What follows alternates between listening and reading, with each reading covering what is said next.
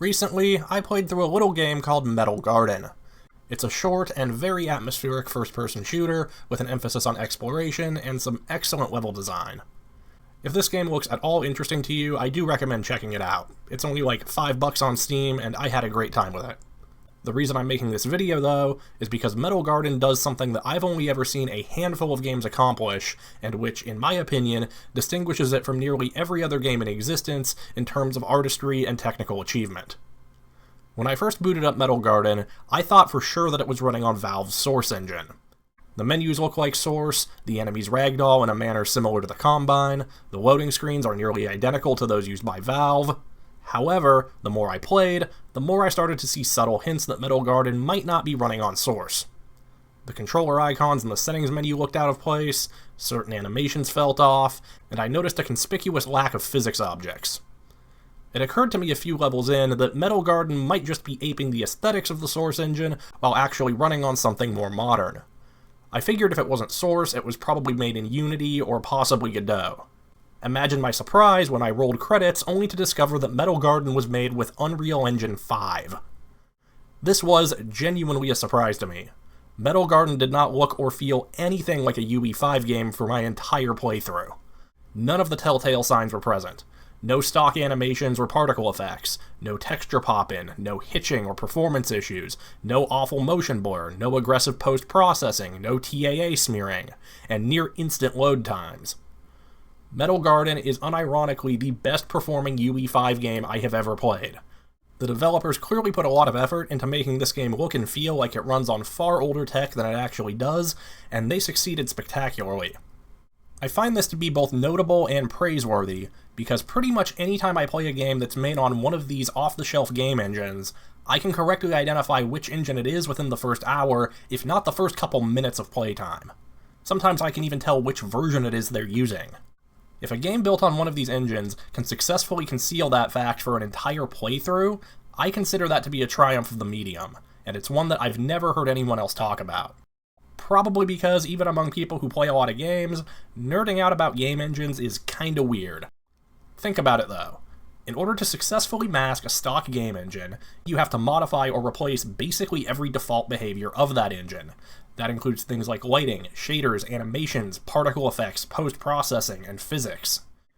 You also can't use any pre-made assets or effects that people might recognize and associate with a particular engine. It's a hard trick to pull off. For example, I recently started playing Signalis.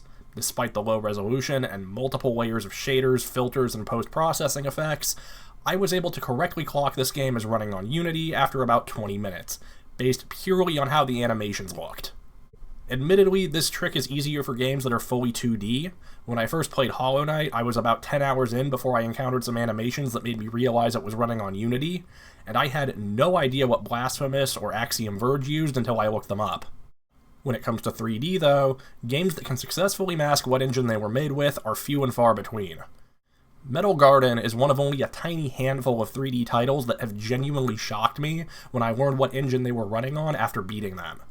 I'm gonna go through all the other games I've encountered this with real quick, because there's literally only like 3. The first one of these is Titanfall 2. This one only half counts, but I'm getting it out of the way because I know people are going to bring it up in the comments if I don't mention it. If you don't already know the story here, Titanfall 2 and the 2 other games developed by Respawn run on the Source engine, a fact that took me by complete surprise when I first learned it.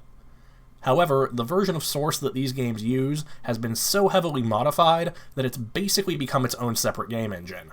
Wikipedia doesn't include any of these titles in their notable list of Source engine games for this exact reason, and Respawn may as well be using an entirely custom in-house engine as far as this video is concerned. The first game that I actually experienced this phenomenon with was Mirror's Edge. During my first playthrough, I didn't know exactly what engine it was running on, but being developed by DICE, I figured it used a newer version of whatever in-house engine they were using for the Battlefield games at that time. Turns out, no.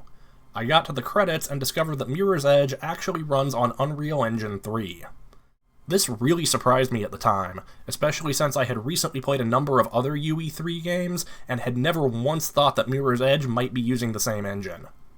If you know what to look for, you can definitely tell it's an Unreal 3 game, especially in the tutorial mission, but the telltale signs of UE3 rendering are most noticeable on organic materials, which are not present for the vast majority of this game. Combine that with the bold art style, excessive bloom lighting, and completely overhauled first-person movement, and it's no wonder I didn't realize Mirror's Edge is a UE3 game on my first time through. The last major example I have is a game called Valley, which is like a weird mix between BioShock and Sonic the Hedgehog.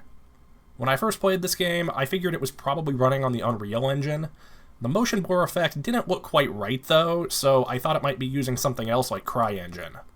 I was shocked to discover that this game actually runs on Unity. When I first played Valley back in 2017, I had never seen this level of photorealism from a Unity game.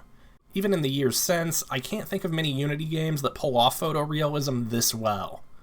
Most games made in this engine go for a simpler flat-shaded art style, and those that don't almost never look this good.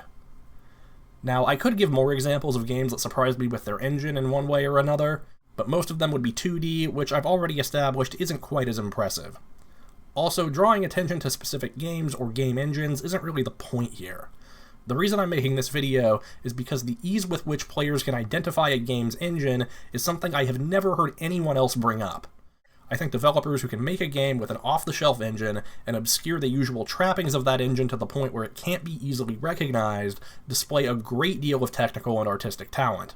Pulling that off is something that, in my experience, is extremely uncommon and should deserve recognition when it happens. Especially these days, with an increasingly large percentage of games being made with the same small handful of readily available tools, I think the degree to which those tools are obfuscated can be a useful metric in assessing the amount of effort or skill put into a given title. Not just for reviewers or players, but for developers as well. If people who try out your game are consistently unable to tell what engine you're using, I think that's a good sign that you've got something pretty unique. I don't expect most developers to attempt this, much less succeed, but for those who do, it could be a subtle way to set yourself apart from the crowd. When I play games released more than 10 to 15 years ago, I find that they often feel more distinct from one another than modern titles. I don't mean that in some sort of bullshit, new thing bad, old thing good kind of way. It's simply that game engines have a subtle yet pervasive influence on a title's artistic and ludic identity. Historically, a lot more games ran on engines that were developed in-house or otherwise not made available to the public, and that resulted in a lot of variety in things like lighting, game feel, physics, post-processing, etc. Games that shared an engine still felt similar, of course, but that similarity was often confined to a single developer or series. Unlike today, where you'll see things like assets, lighting models, and even glitches shared across completely unrelated titles. A good example of how an engine can subtly affect a game's feel is the Stanley Parable. The Stanley Parable originally ran on the Source engine, owing to its origins as a Half-Life 2 mod. However, for the re-release, Stanley Parable Ultra Deluxe, the entire game was remade in Unity. When I first played Ultra Deluxe, I assumed it was still running on the Source engine, but the more I played, the more I started to notice little details that felt slightly off. Things like brighter, less moody lighting, softer shadows, slightly smoother movement, and better anti-aliasing. All things that make the game feel different, but in a vague, non-specific way. To be clear, I think the Ultra Deluxe team handled the move to a new engine excellently. It's about as faithful a translation as anyone could possibly hope for, but as someone who played the original pretty extensively upon release, this remake feels subtly uncanny in a way I don't think the developers intended. It's the same game, aside from the new stuff they added, but not quite the same experience. Minor aspects of the Stanley Parable that reminded me of Portal or Half-Life 2 now feel closer to games like Viewfinder or Superliminal, and I think that detracts from the game's unique identity just a little bit. I don't really know if I have any sort of grand conclusion here. This video mainly exists because the other projects I'm working on that I hope to make videos about have been taking way longer than expected. Just know that if you're making a game, I will probably be able to tell what engine it's using, and if I can't, then that means you did a really good job.